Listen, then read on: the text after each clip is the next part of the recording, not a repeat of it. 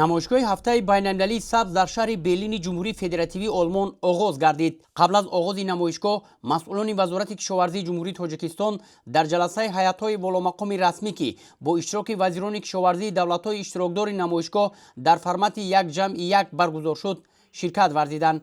дар ҷаласаи мазкур вазирони кишоварзӣ 70 давлати ҷаҳон иштирок карданд. ҷумҳурии Тоҷикистонро дар ин ҳамоиши сатҳи баланд муовини вазири кишоварзии мамлакат Нигина Анварӣ намояндагӣ кард. дар ҷаласа дори ба мавзӯъҳои истифодаи устувори захираҳои об, тақвияти биоиқтисодиёти сабз, ҳалли созандаи рақобат барои истифодаи захираҳо, тақвияти идоракунии байналмилалии захираҳои об ва дигар масъалаҳои марбут ба обу кишоварзӣ мавриди баррасӣ қарор дода шуд. ҳамчунин роҳбарияти вазоратҳои кишоварзӣ, энергетика ва захираҳои об, саноат ва технологияҳои нав ва донишгоҳи аграрии Тоҷикистон ба номи Шириншоҳ Шоҳтеймур дар маросими ифтитоҳи расмии форуми ҷаҳонии озуқаворӣ ва кишоварзӣ таҳти унвони об ҳосил ояндаи мо иштирок намуданд. шуруъ аз соли 2009 форуми ҷаҳонии озуқаворӣ ва кишоварзӣ чун анъана ҳамасола дар ҳошияи намоишгоҳи ҳафтаи сабз баргузор карда мешавад. форум ва намоишгоҳи кишоварзӣ ва озуқавории ҳафтаи сабз дар шаҳри Берлин барои рушди ояндаи агросаноатии кишварҳои иштирокдор, гуфтугӯҳо ва дарёфти шарикон ҳамчун майдони фарроғ заминаи мусоид фароҳам меорад, зеро он беш аз 20 чорабинии канориро фаро гирифта дар онҳо зиёда аз 2000 нафар намояндагони соҳаи кишоварзӣ, олимон, соҳибкорон ва ҷомеаи шаҳрвандӣ иштирок менамоянд. форуми имсола дар мавзӯи об асоси зиндагӣ ва фаъолияти иқтисодӣ баргузор шуд. лозим ба зикри хос аст ки ҷумҳурии Тоҷикистон бо созмони озуқаворӣ ва кишоварзии Созмони Милали Муттаҳид робитаи мустаҳкам дошта,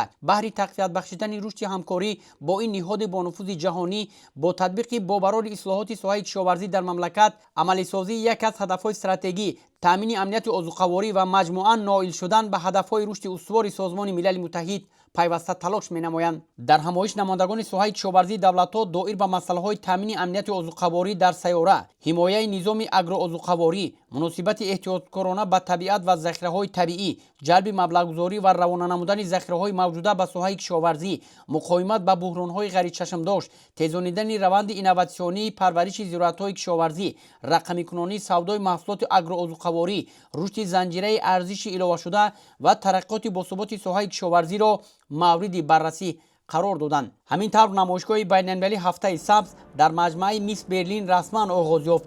имсол павилёни ҷумҳурии Тоҷикистон дар даромадгоҳи асосии намоишгоҳ дар масоҳати 60 метри мураббаъ ташкил карда шуд ки ҳар нафари ба ин ҷо ворид гардида сараввал аз гӯшаи кишвари мо дидан мекунад. дар намоишгоҳ ширкатҳои ватании мармарӣ, фабрикаи қаноодии ширин, шоколадӣ, зардолу компания, пастаи қосимӣ, тути помир, капител, корхонаҳои насоҷии Гулистон, Арвис молу маҳсулоти истеҳсоли Тоҷикистонро муаррифӣ намуданд. бо якчанд ширкатҳои бонуфузи Аврупо ки якеаш Big Dutchman аст, дуюмаш Roxel ва ширкати Video ки яке аз ширкатҳои бонуфузтарин дар қисмати истеҳсоли таҷҳизоти паррандапарварӣ ба шумор меравад, бо онҳо гуфтушунидиҳо анҷом додем. маҳсулоти истеҳсолкардаи худро ки консерваи мармарӣ аст пешниҳод кардем ва мармарӣ имрӯз дар чунин сатҳ тавониста истодааст ки маҳсулоти худро муаррифӣ намояд. бо ҳайати донишгоҳҳое ки самти кишоварзӣ ҳастанд, асосан Манштефан Трисдорф кати мо шартнома бастем ва ин шартномаи мо дар асоси ин шартномаи мо донишҷӯён мо ба тарҷимаомӯзии истеҳсолӣ мебиянд.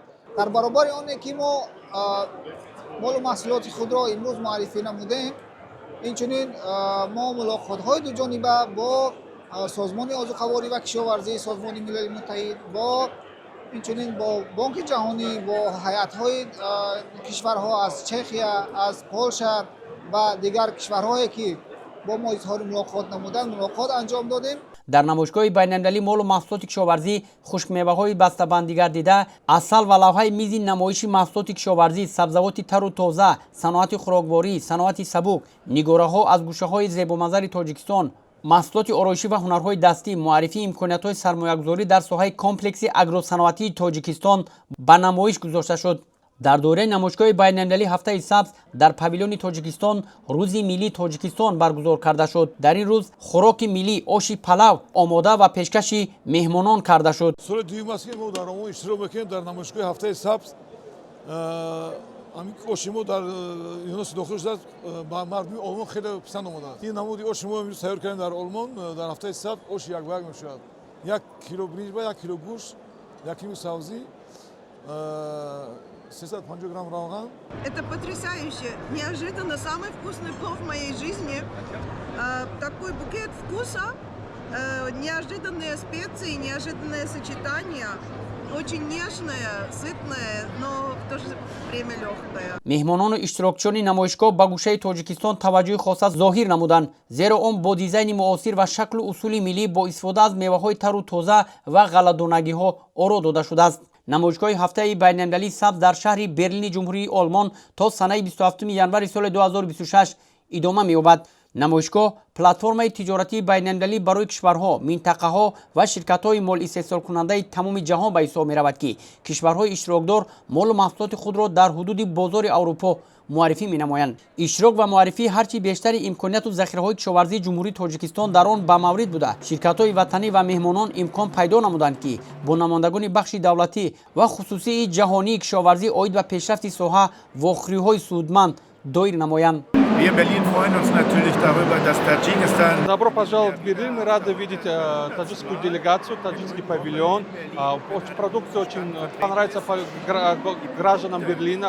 Я уверен, что эти продукты также понравятся всем гражданам Европы. И они отражают не только Таджикистан, но и всю Центральную Азию. Салам алейкум. Я думаю, что стенд Таджикистана самый лучший на выставке агрикультуры в Берлине 2026. мақсад аз иштирок дар ин намоишгоҳи бузургтарини ҷаҳон ҳафтаи сабз ин пеш аз ҳама муаррифии Тоҷикистон, муаррифии потенсиали кишоварзии Тоҷикистон, ҷалби сармояи аврупоӣ, сармояи олмонӣ ба ин соҳаи муҳими Тоҷикистон хеле муҳим аст. иштироки ҳайати Тоҷикистон дар ин намоишгоҳи бузурги ҷаҳонии ҳафтаи сабз бо дастури муҳтарам ҷаноби олии пешвои миллат Умари Раҳмон баргузор шуда истодааст. Кани ман ба он ёдовар шуданиам, ки дар вақти сафари расмии ҷаноби олӣ ба ҷумҳурии федералии Олмон дар суҳбат бо вазири рушди иқтисодии Олмон маслиҳат шуда буд, ки Тоҷикистон дар ин ҳафтаи сабз иштирок кунад ва он дастурҳое ки муҳтарам ҷаноби олии пешвои миллат доданд дар амал иҷро шуда истоданд. мо намояндаҳои ширкати дӯзандагии Гулистони Душанбе ва корхонаи насоҷии Арвис дар намоишгоҳи имрӯза ширкат меварзем. иштирок дар чунин маъракаҳо ба мо имконият медиҳад, ки маҳсулоти ватании худро дар ин ҷо муаррифӣ намоем ва барои худ бозорҳои содиротиро пайдо намоем. ин намоишгоҳ як аз калонтарин ва қадимтарин чорабиниҳои сатҳи байналмилалӣ мебошад, ки дар он истеҳсолкунандагон ва ширкатҳо аз саросари ҷаҳон маҳсулоти озуқаворӣ, кишоварзӣ, мошиноолот ва технологияҳоро намоиш медиҳанд. имсол намояндагони зиёда аз 61 кишвари олам маҳсулот ва истеҳсолоти худро пешкаш намуданд.